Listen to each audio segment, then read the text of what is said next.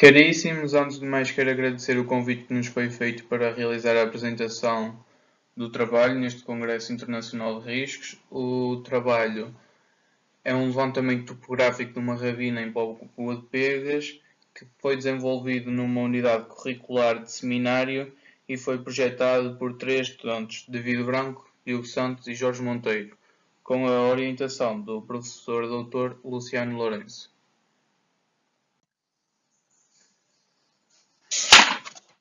Relativamente à área de estudo, localiza-se no distrito de Coimbra, município de Condeixa Nova, na freguesia da Póvoa de Pegas. A ravina está localizada no alto da Pega.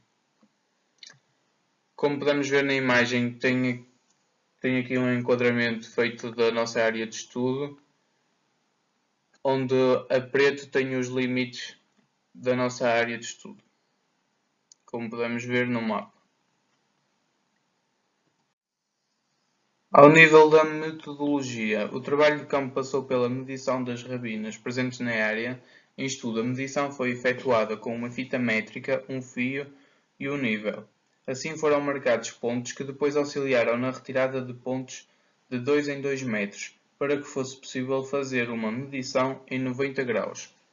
Colocamos o fio paralelamente e perpendicularmente à rabina, assim obtivemos um perfil vertical e outro horizontal. Com base nos pontos de 2 em 2 metros, retiramos outras medidas, como a largura, a profundidade e a altura. Usou-se um filtro para retirar os materiais inferior a 60 micras. A amostra ficou no crivo superior a 60 micras. Foi novamente para o forno para secar. No fim da seca, foi ao agitador a uma intensidade de amplitude de 80 durante 3 minutos.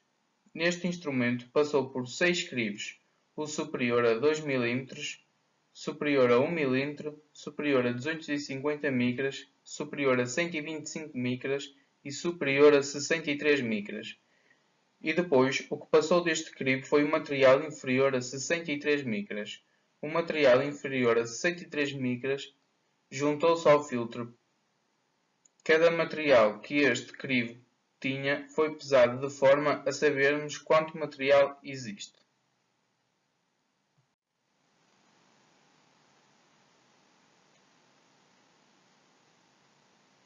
Nas imagens que estão presentes neste slide poderemos ver o método que foi elaborado para fazermos a separação dos materiais. Temos a separação, o crivo, o filtro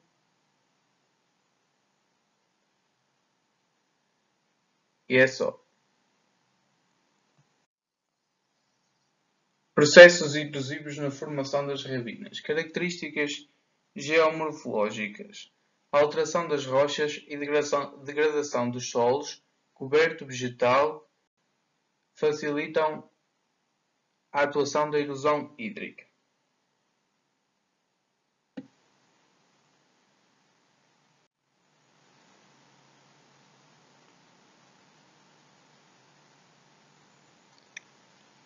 A formação de rabinas pode originar-se de duas formas, causas naturais ou causas antrópicas.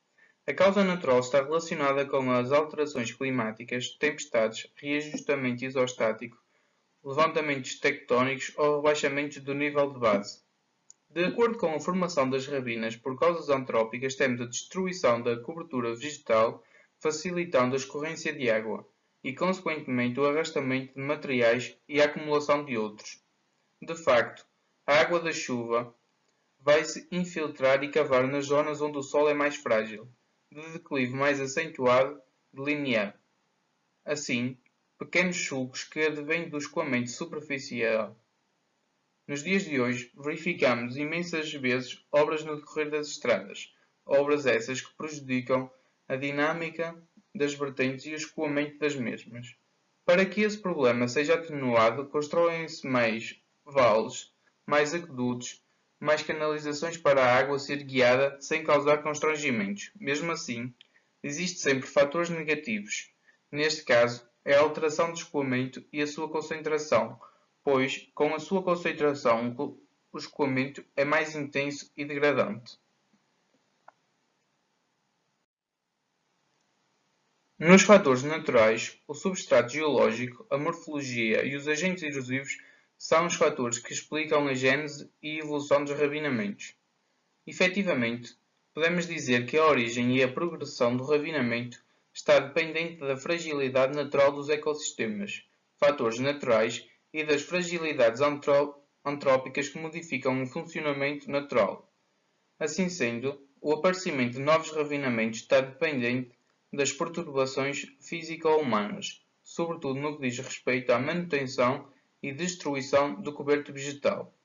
Segundo Fernando Rebelo, a falta de vegetação em conjunto com os materiais rochosos, os declives e os agentes erosivos tornam o solo muito mais frágil, de modo a que se proporcione o aparecimento e desenvolvimento das ravinas. A característica principal do material rochoso é a facilidade com que estes materiais se movimentam. Ao movimentar-se, traz consequências entre as quais o solo fica mais exposto, mais desagregado, facilitando assim a escorrência da água.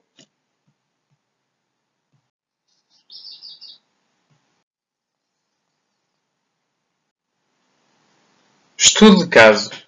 Enquadramento geológico. A área de estudo situada na formação de São João, margas e calcários. A área de estudo é atravessada por falhas. As margas identificam-se pela sua textura friável e pelos tons de cor cinza e amarelados. Nas imagens podemos ver as margas e os calcários e na imagem de baixo podemos ver o mapa geológico onde a nossa área de estudo está inserida dentro da quadrícula delimitada a vermelho.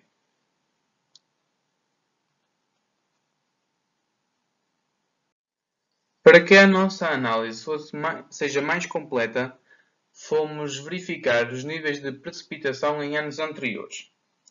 De acordo com a estação pluviométrica de Condeixa, o gráfico mostra que a precipitação anual em Condeixa podemos verificar desde o ano de 1981 até o ano de 2005.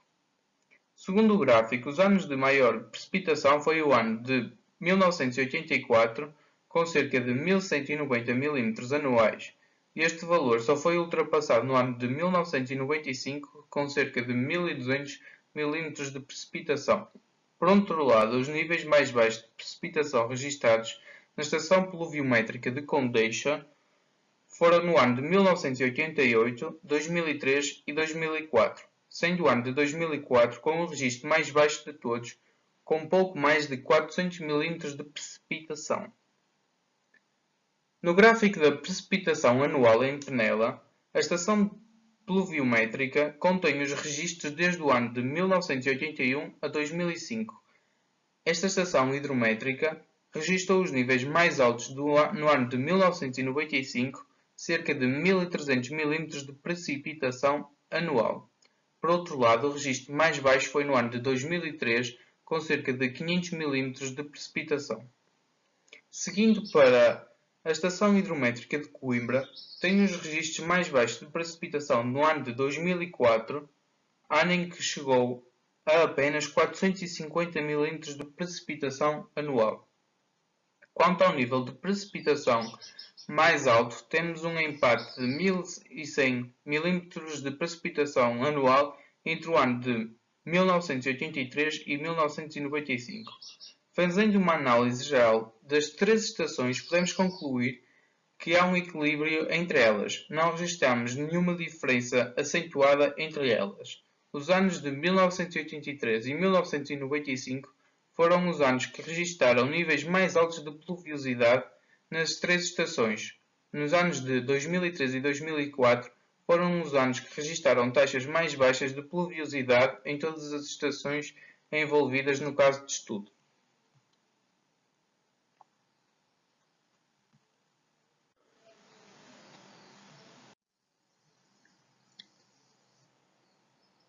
Ações antrópicas ou naturais.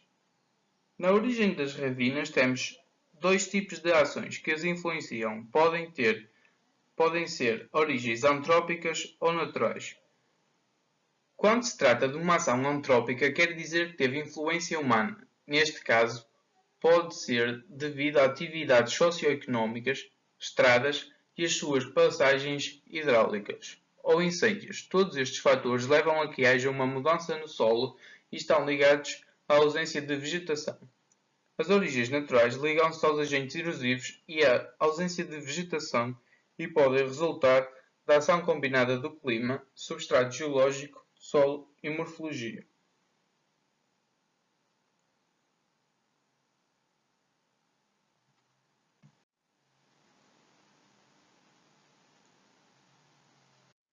A origem da ravina em estudo.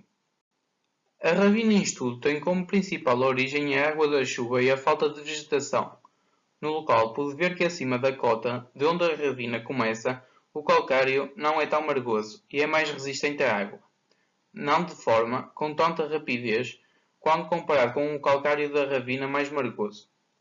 A falta de vegetação na ravina fez com que a água neste local conduzisse à formação desta ravina, o que não acontece na parte de cima, dado que existe, e o mesmo também não acontece na lateral desta, pois aí existe alguma vegetação, o que faz com que as águas da chuva não atuem diretamente no calcário. No decorrer da ravina, a sua forma vai se alargando, pois com a escorrência de água, ela acaba por cavar, tornando assim a sua largura e profundidade mais elevadas. Deve-se ao facto de no centro da ravina existir um ponto de encontro dos diversos canais que transportam a água. Por esse mesmo motivo, ao chegar à estrada, colocaram-se manilhas para que fosse guiada para passar por baixo da estrada, para que não sofresse degradação que faz com que toda a água do montante às manilhas vai incidir diretamente e com maior caudal numa área. Daí o seu desenvolvimento do ponto de vista de profundidade seja maior. De facto, o calcário nos setores ser mais margoso faz com que se tenham criado patamares ao longo da ravina. Como a área tem locais em que o calcário e os margas não são tão densos nem sólidos, faz com que a água corrompe mais em locais que não é tão sólido, criando assim diferenças no tamanho da ravina. Na parte da ravina após a estrada verificamos um vale mais apertado e profundo, devido ao aglomerado de água que lá se faz sentir, pois a manilha ao juntar a água faz com que ela ganhe mais poder, daí a erosão ser mais agressiva. Caracterização quantitativa da ravina em estudo. Granulometria.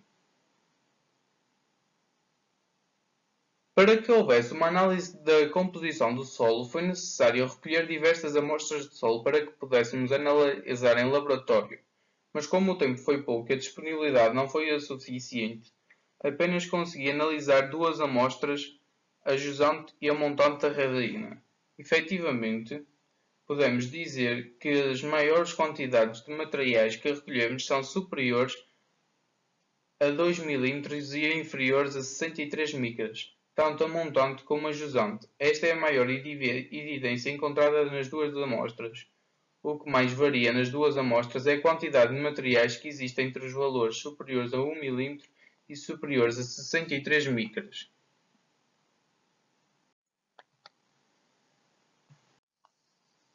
Quanto à ravina de baixo, podemos verificar que os materiais são superiores a 2 mm e a 63 micras, assim como também na manilha. Na zona de florestação, podemos verificar que a maior parte dos materiais encontrados são superiores a 1 mm.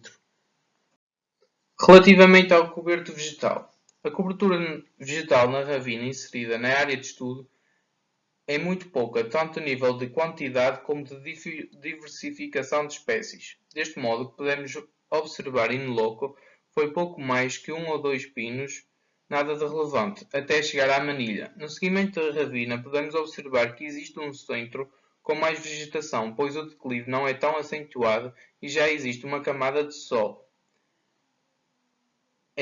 A vegetação já é diferente, pois a constituição do solo é mais propícia a criar vegetação. No lado direito da ravina, de quem está a olhar da estrada, nota-se que nesta zona existe uma parte da vegetação esta que faz a separação de duas ravinas. Esta vegetação deve-se à existência de solo.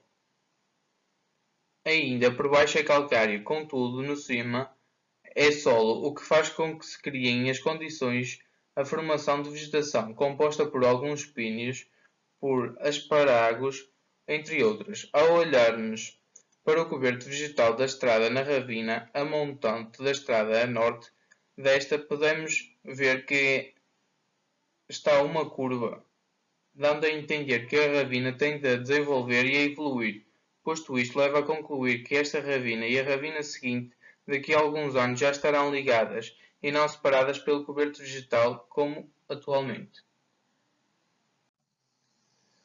Perfis horizontais e perfis longitudinais.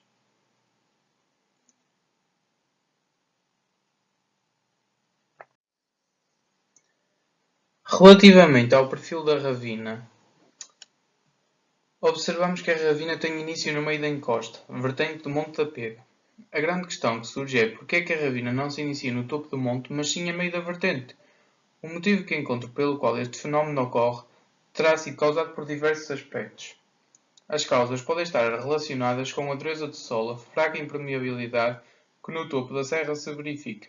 O material rochoso que se encontra no topo da serra é de maior dimensão e mais consistente. À medida que vamos descendo a vertente, verificamos que os materiais são mais frágeis e de menor dimensão. No momento em que a ravina se inicia, a sua largura e declive são bastante notórios. Uma das razões para que a ravina tenha ganho estas proporções é a falta de vegetação, tornando assim o solo mais desagregado.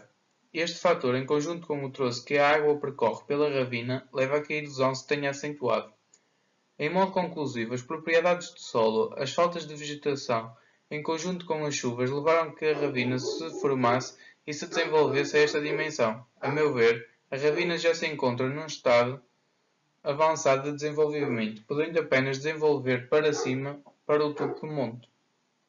Relativamente ao perfil horizontal, na parte superior da ravina podemos determinar que o seu formato é idêntico ao de uma concha, com vários canais, mas na verdade os mais detalhados são apenas dois. Efetivamente, cada canal corresponde a afluentes que se encontraram e formaram um canal principal.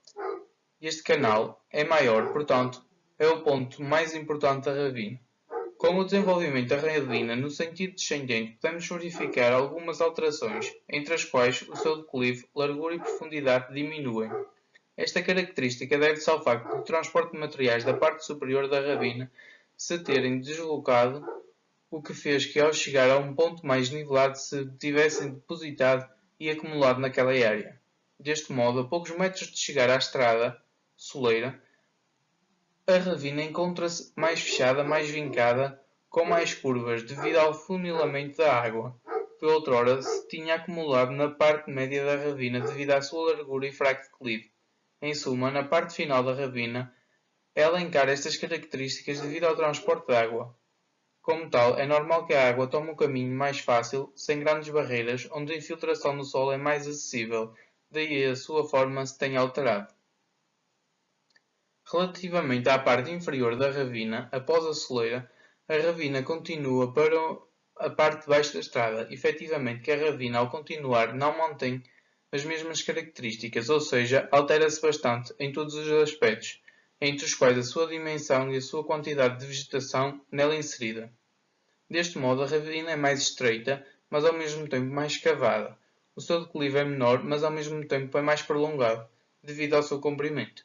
Ao mesmo tempo, a vegetação neste troço da ravina é muito mais densa e variada. O aumento da vegetação também interfere com o crescimento e desenvolvimento da ravina, pois o solo, ao ter uma vegetação concentrada, ajuda a proteger mais o solo, tornando a erosão um processo mais difícil. Em suma, o principal fator da erosão é a escorrência da água provocada por parte das chuvas. Quanto à expansão da ravina, é inferior. A meu ver, a ravina já se encontra no seu esplendor. O único aumento que posso prever é a água cavar ainda mais a ravina.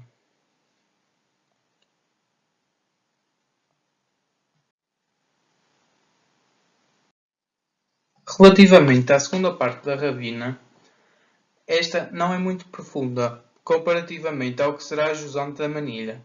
Começa a meio da vertente e não no início desta, devido à dureza do calcário e devido à vegetação que aí existe, o que esta torna o solo impermeável e não deixando que exista erosão, pois a escorrência superficial não existe como aqui existe onde a ravina começa e não há vegetação, o que irá levar a um processo de dissolução do calcário, este que não acontece do mesmo modo, sendo que é quase nulo onde existe coberto vegetal.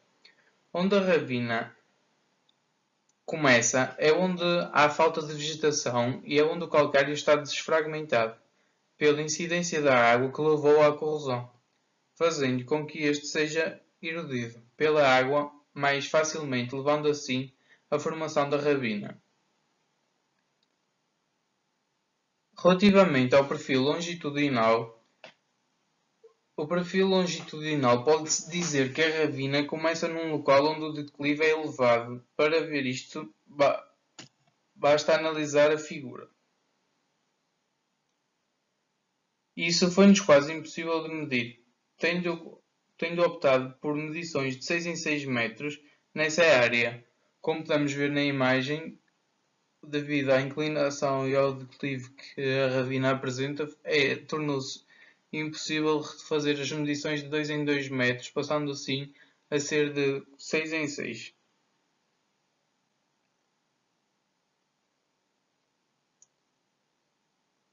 A ravina, a segunda parte da ravina situa-se no meio de outras duas.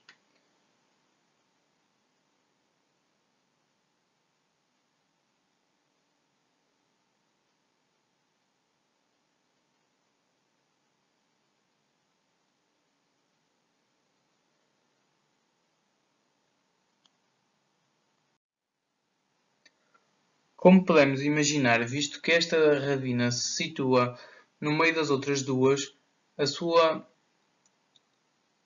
o seu decorrer vai de encontro com as outras duas, tornando esta a que seja principal. Ao chegar à manilha, começa a descer por degraus, devido à dureza do calcário, passando para jusante da manilha, para ver que desta forma é muito mais irregular devido à escorrência superficial ser mais concentrada. Devido à existência da manilha aliando ao facto do calcário ser mais margoso, o que faz com que se desfaça mais facilmente, levando ao aumento do processo erosivo. Como a ravina está nos dias de hoje, e dado que neste momento já se encontra em calcário mais compacto, leva-me a crer que o desenvolvimento estará numa fase de estabilidade, pelo que se evoluir a jusante da manilha não será rapidamente, contrariamente ao que pode acontecer a montante. As vertentes desta, quer a jusante, quer a montante, apresentam um calcário bastante fragmentado, pelo que seja normal a ocorrência de pequenos deslizamentos deste. Na parte final, confluência, não acredito que haja um processo de erosão grande, pelo coberto vegetal que apresenta, pois, se olharmos para esta, quanto mais ajudante, quanto mais coberto vegetal existe, sendo o calcário mais em lama, devido a existir mais umidade nessa área.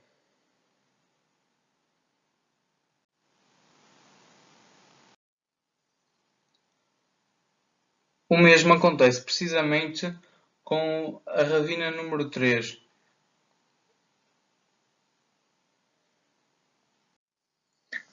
Isto leva-nos a uma conclusão, que é a ravina ter-se-á formado devido à falta de vegetação. Não sabemos se a falta de vegetação se deverá à pastorícia ou a algum incêndio. Contudo, dado que nesta zona existem duas queijarias e existem alguns rebanhos de gado, antigamente, mais que hoje em dia, admitimos que possa ter sido por causa da pastorícia. No nosso entender, a ravina poderá continuar a evoluir para montante, embora lentamente, dada a maior pujança das camadas calcárias e a redução dos margas. Todavia, a fragmentação que se observa no calcário, o declive bastante acentuado e a falta de vegetação poderão ajudar essa evolução. A evolução a jusante está condicionada ao aprofundamento da ravina, com a possibilidade de alargamento lateral. já que o declive da vertente é muito menos acentuado do que a montante, sendo quase plana. Termino assim esta apresentação virtual, espero que gostem e obrigado por estarem com esta paciência a ouvir-nos. Segue assim a bibliografia a que recorremos. Um bem-aja a todos e até breve. Obrigado.